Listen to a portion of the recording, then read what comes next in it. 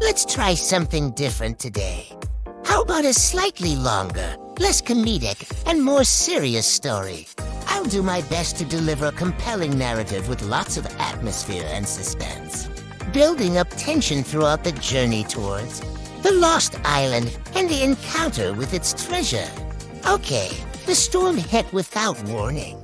The ocean roared with towering waves and the wind screamed like the cries of countless lost souls.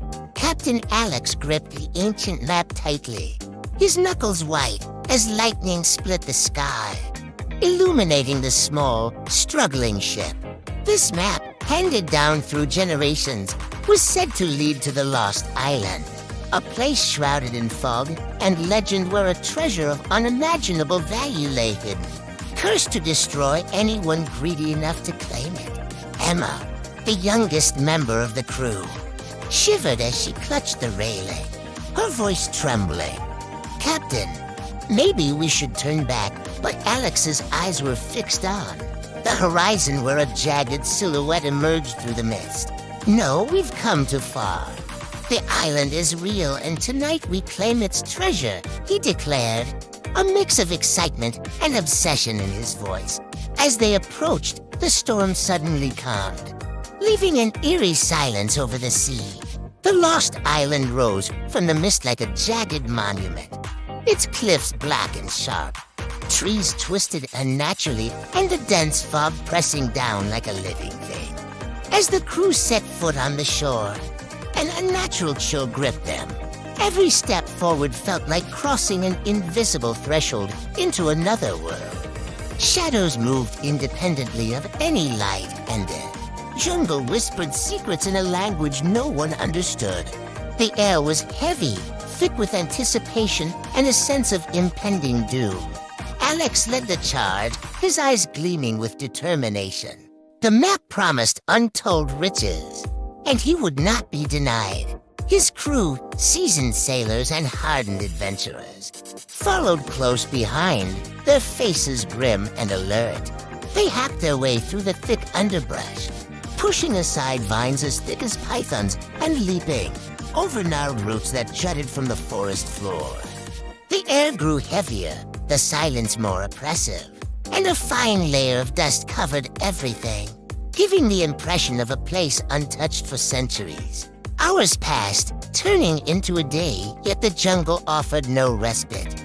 Just as their hope began to dwindle, so did the light, replaced by long, eerie shadows that danced around them, mocking their struggle. Suddenly, the trees parted, revealing a sight that made their hearts skip a beat. Before them stood a magnificent waterfall, thundering down a moss-covered rock face. But it was what lay behind the curtain of water that truly captivated their attention. A gaping hole in the cliff adorned with carvings that glowed faintly. It was the entrance to the cave depicted on the map, the gateway to the legendary treasure. But as they moved closer, a sense of dread washed over them. The cave seemed to exude an unnatural chill, as if the very air within it was filled with malice. Alex swallowed his fear, his eyes locked on the prize. He knew the legends of the Lost Island, of how many had entered the cave and none had ever emerged. Yet the promise of untold riches spurred him forward. "I won't be denied," he murmured, more to himself than anyone else, as the first rays of sunlight pierced through the canopy above. Casting dancing shadows on the cave floor, Alex stepped forward. The cool air of the cavern enveloped him like a shroud, sending goosebumps across his skin. The sound of dripping water echoed around them, each drop heavy with foreboding. In the flickering torchlight, the cave walls seemed to writhe, the strange markings and symbols appearing to mock their intrusion. The deeper they went, the thicker the air grew, making it hard to breathe, as if the cave itself was trying to prevent their passage. And then they saw it. Glowing faintly at the end of the tunnel was a sight that made their jaws drop in awe. There before them lay a massive chest, not of wood or leather, but of solid gold, encrusted with rubies, emeralds, and diamonds that glittered like stars. It was the legendary treasure of the Lost Island, and it was real.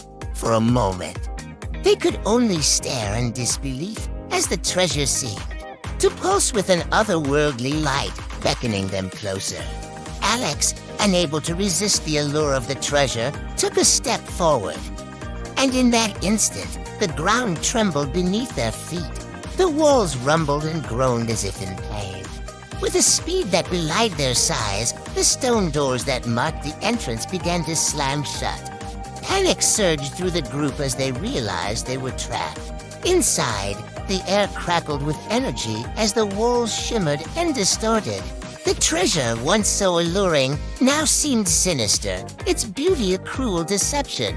Alex raced toward the exit, his heart pounding against his ribs, the echo of his own footsteps amplifying their terror. But the cave was no longer a passage. It had become a labyrinth, twisting and turning, the passages shifting with every heartbeat. They stumbled through the darkness, their breaths coming in ragged gasps, their bodies slick with sweat. The air grew thick, making it hard to breathe as if the cave itself was suffocating them. The sound of their own breathing echoed around them, a constant reminder of their dwindling oxygen. With each step, the darkness pressed in, heavy and suffocating.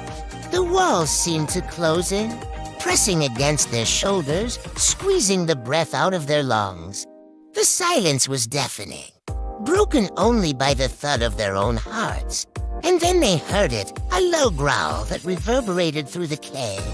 It was a sound that sent shivers down their spines, primal and terrifying. Whatever lurked in the darkness was powerful, hungry, and they were trapped within its domain. They ran blindly, driven by fear and desperation, not knowing what was behind them, only that it was relentless. The cave was alive, breathing, and it was hunting them. As dawn broke, the lost island stirred.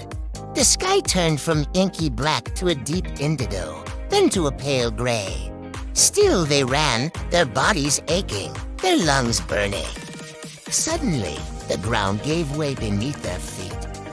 Alex braced himself for impact, but instead of hitting the ground, he found himself falling into darkness. He woke up on the beach, gasping for breath.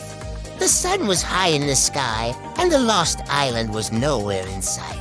Disoriented, he sat up, the sand scraping against his wounds.